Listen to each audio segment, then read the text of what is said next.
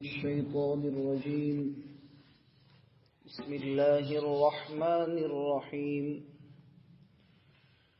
إن الله لا يستحيي أن يضرب مثلا ما بعوضة فما فوقها فأما الذين آمنوا فيعلمون أنه الحق من ربهم وأما الذين كفروا فيقولون ماذا أراد الله بهذا مثلا يضل به كثيرا ويهدي به كثيرا وما يضل به إلا الفاسقين الذين ينقضون عهد الله من بعد ميثاقه ويقطعون ما أمر الله به أن يوصل ويفسدون في الأرض أولئك هم الخاسرون.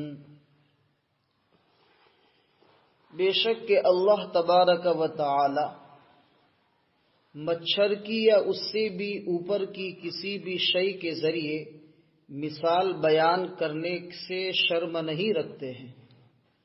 بہرحال جو لوگ ایمان والے ہیں وہ جانتے ہیں کہ یہ ان کے رب کی طرف سے حق اتارا ہوا ہے، اور وہ حضرات جو کافر ہیں وہ یوں کہتے ہیں کہ اللہ تعالیٰ اس کے ذریعے مثال بیان کر کے کیا چاہتے ہیں.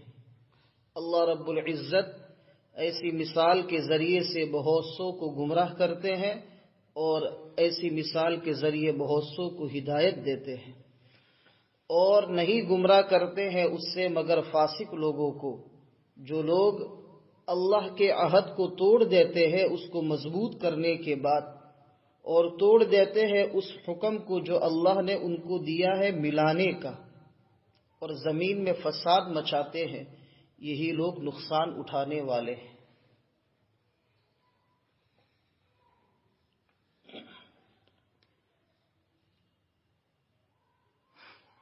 اس رکوع میں اللہ رب العزت نے مختلف چیزوں کو بیان کیا تھا، جس میں ایک تھا اللہ تعالیٰ کی توحید. پھر اس کے بعد نبی کریم صلی اللہ علیہ وسلم کی نبوت اور رسالت کو بیان فرمایا. پھر اللہ کو نہ ماننے والے اور اللہ کے رسول کو نہ ماننے والے جو کافر حضرات ہیں ان کے لیے کیا عذاب ہے، اللہ تعالیٰ نے اس کو ذکر فرمایا. وقودها الناس والحجارة اعدت للکافرین کے ذریعے سے. قرآن کریم کا ایک اصول رہا ہے پورے قرآن کریم میں کہ جہاں کہیں بھی جہنمیوں کا ذکر ہوگا تو فوراً اللہ تعالیٰ اس کے بعد جنت والوں کا ذکر کریں گے، اور جہاں جنت والوں کا ذکر پہلے ہوگا تو اس کے نیچے فوراً جہنم والوں کا ذکر کریں گے. اس لیے کہ صرف جنت کے ذکر سے انسان مطمئن نہ ہو جائے، اس لیے جہنم کا ذکر کر کے اس کو خوف دلاتے ہیں اور اس کو احساس یاد دلاتے ہیں، اس کو احساس دلاتے ہیں کہ دنیا کی زندگی میں آپ کے اوپر بہت بڑی ذمہ داری ہے، اور وہ ذمہ داری حقوق اللہ کی ہے اور حقوق العباد کی ہے. اس لیے اللہ تعالیٰ دونوں چیزوں کا، جنت اور جہنم دونوں چیزوں کا ذکر ایک ساتھ کرتے ہیں. اس سے پہلے والی آیت میں، ابھی جن آیت کو میں نے پڑھا اس میں پہلے والی آیت میں جنت کا ذکر ہے، اور گزشتہ جمعرات کو وَبَشِّرِ الَّذِينَ آمَنُوا وَعَمِلُوا الصَّالِحَاتِ پر آدھا گھنٹہ ہو گیا تھا کہ ایمان والے اور اعمال صالحہ والے ان کو جنت کی بشارت دے دو. جنت کیسی ہے اس کا مختصر سا اللہ تعالیٰ نے تعارف کرا ہے کہ جنت میں ایسے باغات ہوں گے. جنت کے معنی ہوتے باغ کے، اور جنت یہ اس کی جمع ہے، یعنی باغات، بہت سارے باغ.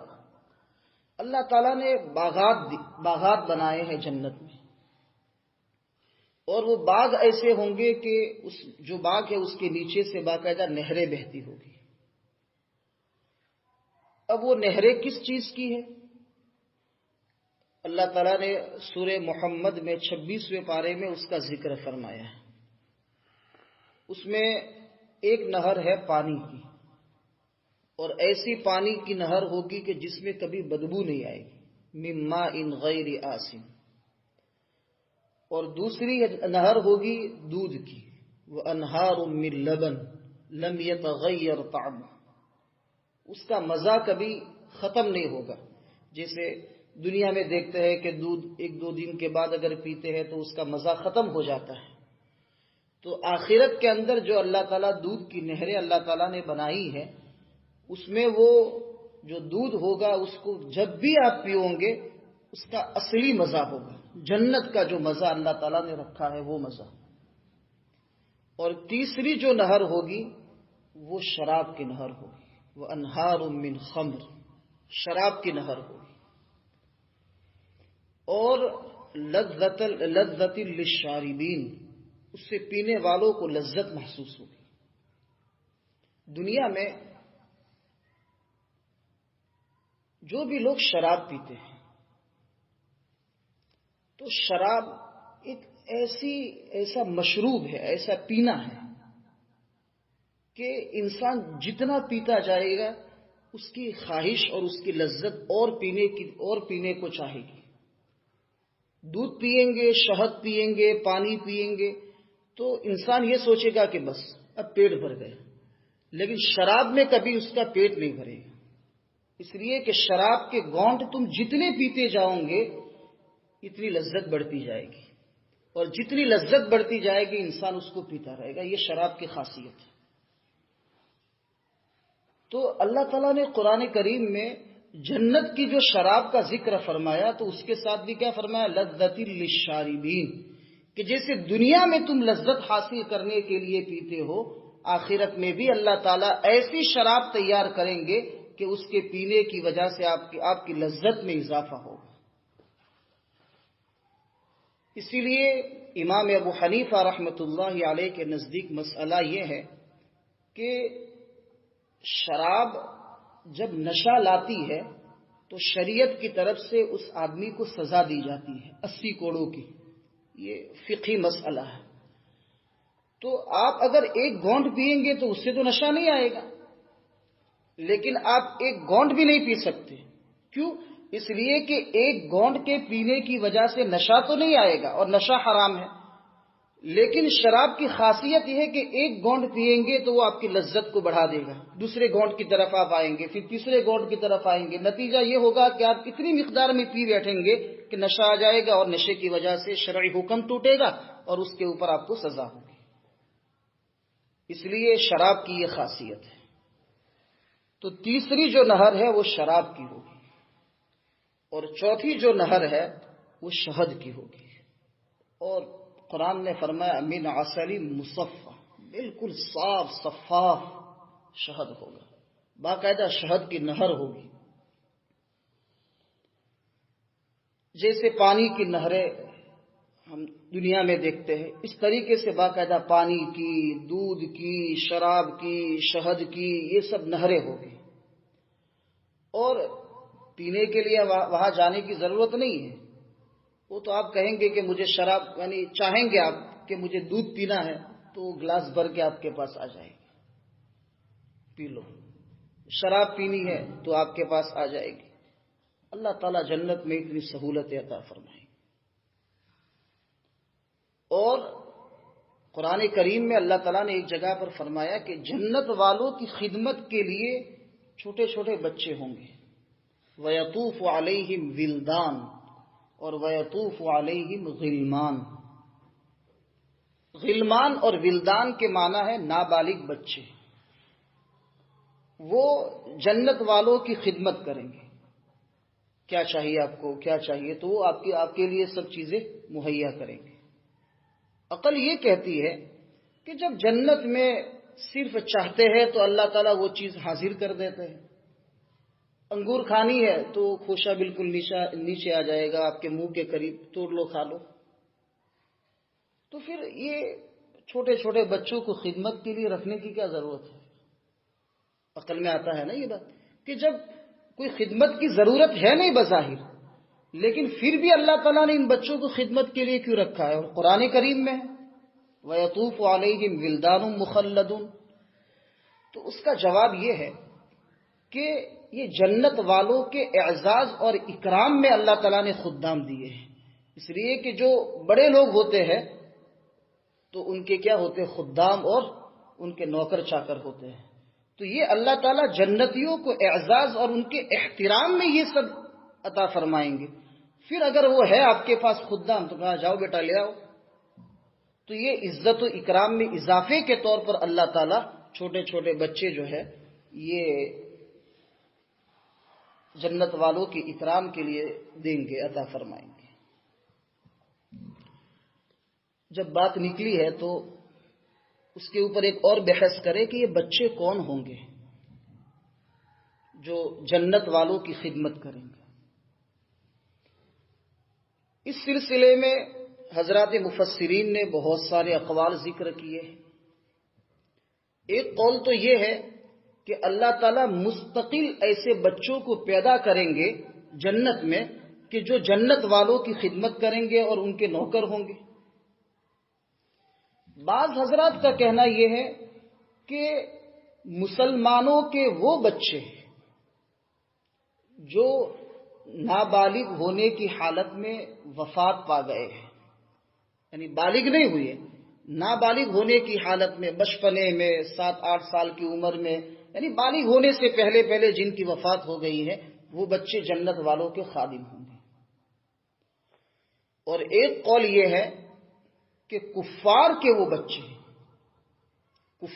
وہ بچے کہ جو نابالغ ہونے کی حالت میں دنیا سے چلے گئے ہیں، یعنی وفات پا گئے ہیں، تو چونکہ بالغ ہوئے نہیں ہیں اس لیے ان کا نامہ اعمال اور ان کا حساب کتاب تو ہوگا نہیں، اس لیے کہ حساب کتاب کی ابتدا تو جب نامہ اعمال کھلے گا اس وقت سے ہے، اور نامہ اعمال تو بلوغت کے بعد کھلتا ہے، اس لیے نابالغ ہونے کی حالت میں جو کفار کے بچے ہیں وہ جو وفات پا گئے ہیں وہ جنت والوں کی کیا ہوں گے؟ خادم اور نوکر ہوں گے۔ اس سے انداز لگائیے یہ تو ایک مختصر سا خاکہ ہے جنت کا، تو اللہ تعالیٰ جنت میں کتنی اعلیٰ اور کتنی بہترین نعمتیں ایمان والوں کو اور جنتیوں کو عطا فرمائیں گے۔ اللہ تعالیٰ ہمیں جو ہے جنت الفردوس میں بغیر حساب و کتاب کے داخل فرمائے۔ یہ دعا ضرور کرے اللہ تعالیٰ بغیر حساب و کتاب کے جنت میں داخل فرمائے، اس لیے کہ حساب کتاب لے لیا تو نامہ اعمال میں کوئی ایسی نیکیاں تو ہے نہیں کہ جس کی وجہ سے ہم اللہ تعالیٰ کے سامنے اس کا جواب دے سکیں۔ بخاری شریف کی ایک روایت ہے جس میں نبی کریم صلی اللہ علیہ وسلم نے فرمایا، حضرت عائشہ صدیقہ رضی اللہ تعالی عنہا نے پوچھا تھا، کہا یا رسول اللہ کہ فسوف یحاسب حسابا یسیرا، جنت میں بہت آسان حساب لیا جائے گا اور بہت سارے امت کے ایسے لوگ ہوں گے جو بغیر حساب و کتاب کے جنت میں داخل ہوں گے۔ تو نبی کریم صلی اللہ علیہ وسلم نے فرمایا کہ جو بغیر حساب و کتاب کے جنت میں داخل ہوں گے ان سے بھی حساب تو لیا جائے گا، لیکن کیسے؟ چلو ٹھیک ہے، چلو یہ تمہارا نام ہے، ٹھیک ہے چلو چلتے رہو آگے، لیکن اس جگہ سے ان کو گزرنا تو پڑے گا۔ اور جس سے منوقش، جس سے مناقشہ کیا گیا، مناقشہ کا مطلب ہے کہ جس کو یوں پوچھا اللہ تعالیٰ نے کہ یہ گناہ تم نے کیوں کیا، کیوں اگر آ گیا، مناقشہ کا مطلب کیوں کیا، اگر ایسا پوچھ لیا سمجھو کہ وہ گیا۔ اب یہ ایمان والوں کو، کفار کے لیے تو کیا حساب لے، اس لیے کہ ان کے پاس تو کوئی اعمال ہے ہی نہیں، حالت کفر میں جو بھی عمل کریں گے وہ عمل کا اعتبار نہیں ہے، اس لیے ان کے تو کفر کی وجہ سے جہنم میں جانا یقینی ہے۔ اس لیے یہ جو جس سے مناقشہ اور کیوں کیا جائے گا، جس سے کیوں کے ذریعے سے پوچھا جائے کہ کیوں کیا تم نے یہ، تو سمجھو کہ وہ گیا۔ تو حساب میں اگر کیوں آ جائے ہمارے حصے میں تو اللہ تعالیٰ رحم کریں۔ پھر کوئی شکل نہیں ہے، اور وہ نبی کریم صلی اللہ علیہ وسلم فرما رہے. اس لیے ہمیشہ اپنی دعا میں اللہم ادخلنا فی الجنت بغیر حساب و کتاب، اللہ جنت الفردوس میں بغیر حساب و کتاب کے داخلہ عطا فرما. تو جنت کے باغات کے نیچے سے نہریں بہتی ہوگی. اب اس میں مختلف قسم کے پھل ہوں گے. جب جنت والوں کو پھل دیے جائیں گے، کلما رزقوا منہا من ثمرۃ رزقا، ان کو کھانے کے لیے پھل دیے جائیں گے، تو وہ لوگ کہیں گے کہ ھذا الذی رزقنا من قبل، ایسے پھل تو اس سے پہلے بھی ہم کو دیے تھے. تو یعنی انار دیا، پھر اللہ تعالیٰ جو ہے ان کو دوسرا انار دیں گے. کہا کہ ایک جیسے پھل کیوں، دوسرے الگ الگ، لیکن ایک قسم کے پھل لگیں گے اور ہر ایک کا ذائقہ الگ الگ ہوگا. اور ایک مطلب یہ ہے کہ جنت میں جب ان کو پھل دیے جائیں گے تو جنتی لوگ یوں کہیں گے کہ یہ تو دنیا میں ہم نے کھائے ہیں. انگور ہے، اسی طریقے سے انار ہے، اسی طریقے سے کھجور ہے. تو یہ جو پھل ہے ان کو جب دیے جائیں گے تو وہ کہیں گے تو ہم دنیا میں کھا کے آئے ہیں. پھر اللہ تعالیٰ کہیں گے کھاؤ تو صحیح. پھر جب کھائیں گے تو اس کا مزہ ہی کچھ الگ ہوگا. اور اللہ تعالیٰ فرماتے ہیں کہ اس کے جیسے اس شکل کے اور بھی ان کو پھل دیے جائیں گے. یہ تو کھانے پینے کی اور عیش و عشرت کی باغ کے اندر جو ہے، باغات کے اندر عیش و عشرت کی جو ہے جو نعمتیں ہیں اللہ تعالیٰ نے اس میں ذکر فرمائی. پھر وَلَهُمْ فِيهَا أَزْوَاجٌ مُطَهَّرَةٌ، جنت والوں کو جنت میں پاکیزہ بیویاں دی جائے گی. پاکیزہ بیویوں سے مراد حوریں ہیں. کتنی حوریں دی جائے گی اس کے بارے میں مختلف اقوال ہیں. 70 حوروں کا بھی ذکر ہے، اس سے کم بھی ذکر ہے، اس سے زیادہ کا بھی ذکر ہے. بہرحال یہ جو حوریں دی جائے گی وہ بیویاں بنا کر، یعنی اس جنتی کا ان عورتوں پر حق ہوگا. ان حوروں پر، ان عورتوں پر دوسرے کسی انسان کا کوئی حق ہوگا نہیں. اللہ تعالیٰ نے ان حوروں کو عجیب و غریب زعفران وغیرہ سے، ایسی قیمتی چیزوں سے اللہ تعالیٰ نے ان کو بنائی ہوگی. اور ان کے حسن کا عالم یہ ہوگا کہ اگر وہ اپنے انگلی کے پوروے کو خالی اوپر والا حصہ اگر آسمان سے نیچے کی طرف اگر کر دے تو پوری دنیا جو ہے نا روشن ہو جائے. اللہ تعالیٰ نے اتنا زبردست اس کو حسن عطا فرمایا. یہ پاکیزہ ہوگی. پاکیزہ کا مطلب یہ ہے دو اعتبار سے، میلی کچیلی نہیں رہے گی.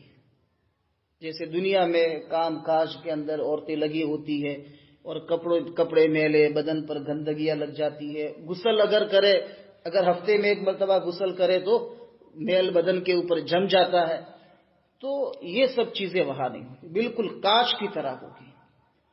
اور دوسرا مطلب یہ ہے کہ پاکیزہ ہوگی برے اخلاق سے، یعنی برے اخلاق ان میں نہیں ہوں گے. برے اخلاق سے بالکل پاک ہوگی، یعنی ان کے اخلاق اچھے ہوں گے.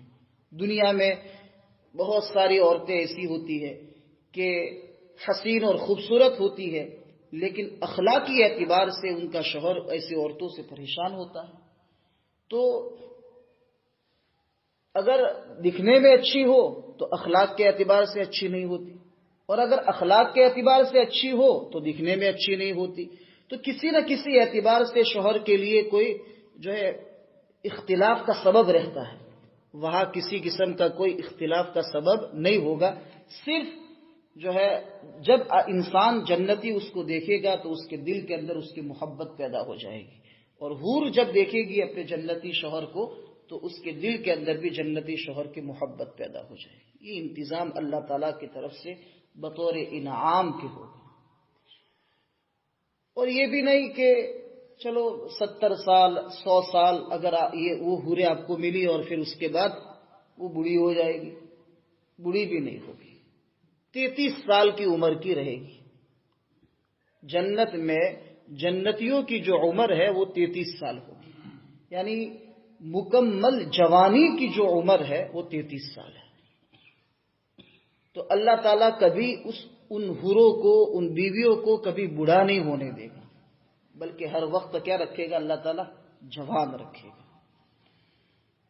پھر 100 سال کے بعد اللہ تعالیٰ لے لیں گے، کہا کہ چلو 100 سال ہو گئے، اب تو نکاح ختم، ہم فیہا خالدون، ہمیشہ ہمیشہ۔ پھر اس دنیا یعنی اس زندگی کا کوئی اینڈ ہی نہیں ہے، اس کی کوئی انتہا ہی نہیں ہے، بس جنت میں داخل ہو گئے سو ہو گئے، اب پھر اس کے بعد جنت سے نکلنا نہیں ہے۔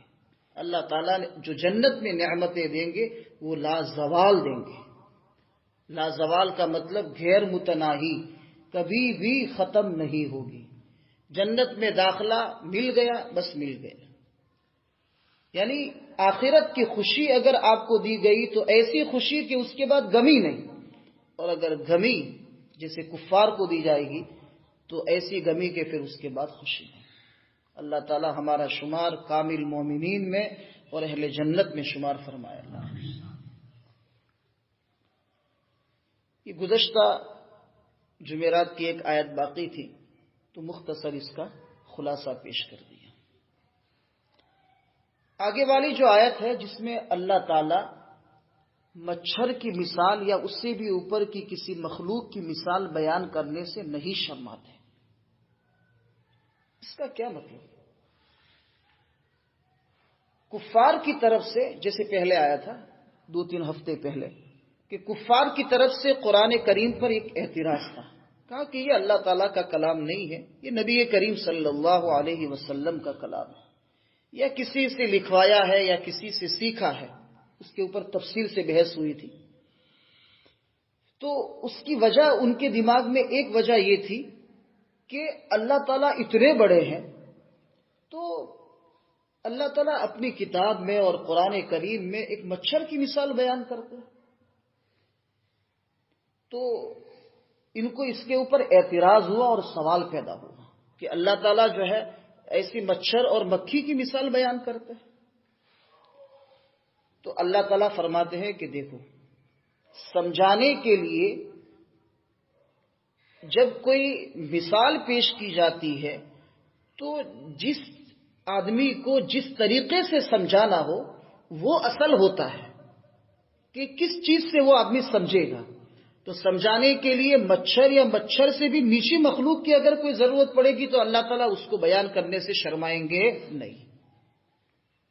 اب ایمان والے جو ہے وہ تو یوں کہتے ہیں کہ اللہ تعالیٰ اگر مچھر کی مثال بیان کرتے ہیں تو یہ اللہ تعالیٰ کی طرف سے اتارا ہوا ہے، اور کفار کیا کہتے ہیں کہ مچھر کی مثال اللہ تعالیٰ کی طرف سے نہیں ہے۔ تو گویا قرآن کی اس آیت کا کیا کرتے؟ انکار کرتے ہیں، اور یوں کہتے ہیں ماذا اراد اللہ بہذا مثلا، ایسی مثال کے ذریعے سے اللہ تعالیٰ کیا چاہتے ہیں؟ کہ اللہ تعالیٰ یہ چاہتے ہیں کہ جو مانے گا اللہ اس کو ہدایت دیں گے، جو نہیں مانے گا اللہ اس کو گمراہ کریں گے۔ یضل بہ کثیرا ویہدی بہ کثیرا، مانے گا اللہ ہدایت میں اضافہ کریں گے، اور نہیں مانے گا تو اللہ اس کو کیا کر دیں گے؟ گمراہ کر دیں گے۔ کس کو گمراہ کرتے ہیں؟ وما یضل بہ الا الفاسقین، اور اللہ تعالیٰ ایسی مثالوں کے ذریعے سے فاسق لوگوں کو گمراہ کرتے ہیں۔ قرآن کریم میں جہاں کہیں بھی فاسق کا لفظ آیا ہے اس سے مراد کفار ہے، اس سے مراد کفار ہے۔ لیکن فقہا یعنی مسئلے مسائل جو بیان کرنے والے جو علماء ہیں ان کو کہتے حضرات فقہا۔ حضرات فقہا کا کہنا یہ ہے کہ فاسق ایسے مومن کو کہتے ہیں، ایمان والا ایسے مومن کو کہتے ہیں جو گناہ کبیرہ کرے یا گناہ صغیرہ کو مسلسل کرتا رہے، یا تو گناہ کبیرہ کرے یا گناہ صغیرہ کو مسلسل کرتا رہے تو وہ شخص فاسق ہے۔ اور گناہ کبیرہ کو کھلم کھلا کرے، جیسے سب کے سامنے روزہ توڑ دے، برسر عام ہر کسی کو گالیاں دے، نماز کو کھلے عام لوگوں کے دیکھتے ہی چھوڑ دے، تو یہ کھلم کھلا جو ہے گناہ کبیرہ کرنے والا ہے، اس کو فاجر کہتے ہیں، یہ فاسق سے بھی بڑھ کر۔ لیکن قرآن کریم میں اللہ تعالیٰ نے فاسق کا لفظ جہاں استعمال فرمایا ہے اس سے مراد کفار اور مشرکین ہے۔ تو اگر قرآن کریم میں فاسق مراد ہو تو کفار، اور فقہا کی اصطلاح میں اگر فاسق کو اس کا معنی دیکھے تو اس سے مراد وہ مومن ہے جو گناہ کبیرہ کرتا ہے یا پھر گناہ صغیرہ پر اصرار، یعنی گناہ صغیرہ کو اصرار کے ساتھ یعنی مسلسل کرتا ہے، اور اگر کھلم کھلا گناہ کبیرہ کرتا ہے تو وہ شخص فاجر ہے۔ بات سمجھ میں آ گئی اتنی؟ اب اللہ تعالیٰ نے فاسقین کا تعارف پیش کیا ہے کہ فاسق لوگ کون ہیں۔ وہ لوگ ہیں جو اللہ تعالیٰ کے عہد کو اس کو مضبوط کرنے کے بعد توڑ دیتے ہیں۔ اللہ تعالیٰ کا عہد اس کو مضبوط کرنے کے بعد توڑ دیتے ہیں، اس کا کیا مطلب؟ اللہ تعالیٰ کا کون سا عہد ہے، اور عہد کس کو کہتے ہیں؟ عہد کہتے ہیں ایسا معاملہ جو دو آدمیوں کے درمیان میں طے ہو۔ دو آدمیوں کے درمیان میں جو معاملہ طے ہوتا ہے اس کو عہد کہتے ہیں۔ اور میثاق من بعد میثاق، اور یہی معاملہ اگر قسم کے ذریعے سے مضبوط کر دیا جائے تو یہ میثاق ہے۔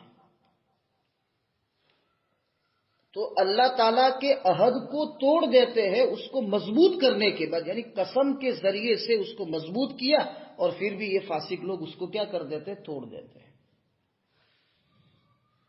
اس کے بارے میں حضرات مفسرین نے دو باتیں لکھی ہیں۔ ایک بات تو یہ ہے کہ اس سے اللہ تعالیٰ کا وہ عہد مراد ہے جو اللہ تعالیٰ نے عالم الستو میں لیا تھا۔ اللہ تعالیٰ نے حضرت آدم علیہ الصلاۃ والسلام کے پشت سے قیامت تک آنے والی تمام مخلوق کو یعنی ذرات کی شکل میں زمین کے اوپر پھیلا دیا۔ زمین کے اوپر سب کو اللہ تعالیٰ نے ذرات کی شکل میں رکھ دیا، اور پھر اس وقت اللہ تعالیٰ نے فرمایا الستو بربکم۔ پوری دنیا کے لوگ ایک جگہ پر تھے لیکن ذرات کی شکل میں۔ تو اللہ تعالیٰ نے فرمایا الستو بربکم، کیا میں تمہارا پروردگار نہیں ہوں؟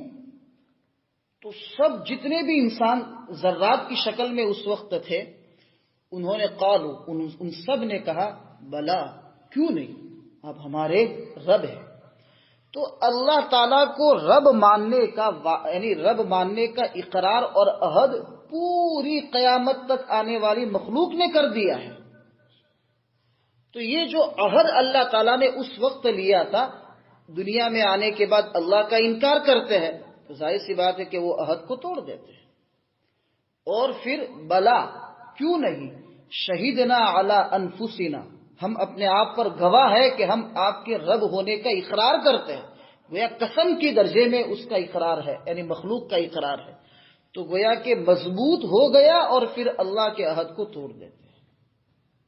تو یہ اللہ تعالیٰ کا عہد مراد ہے جو اللہ تعالیٰ نے پوری مخلوق سے اور پوری امت سے عالم الستو میں لیا تھا۔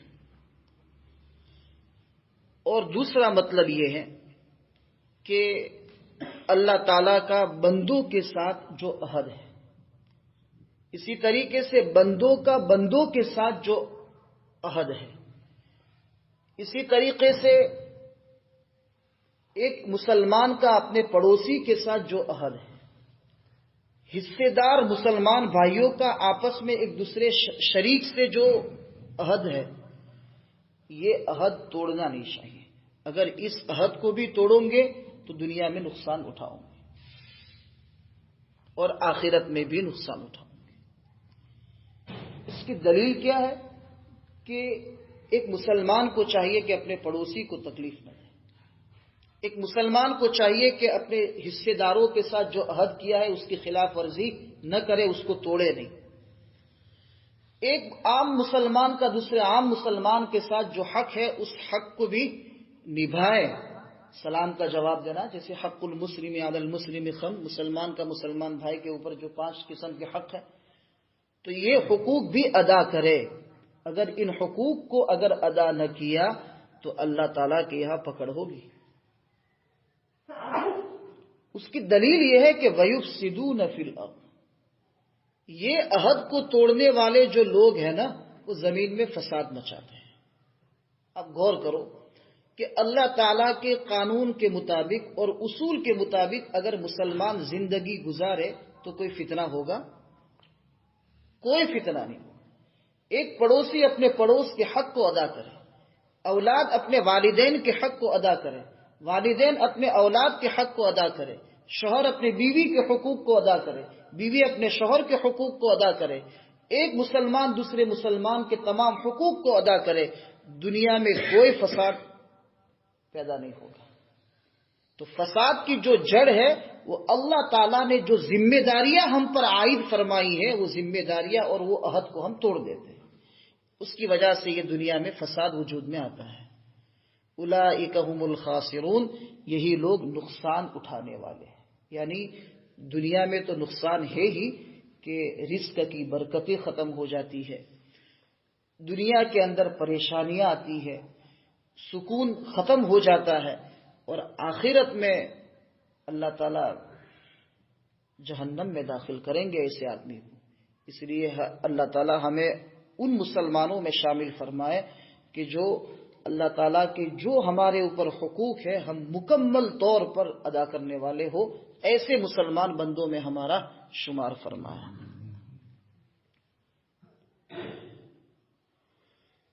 سبحان ربک رب العزت عما یصفون وسلام علی المرسلین والحمد للہ۔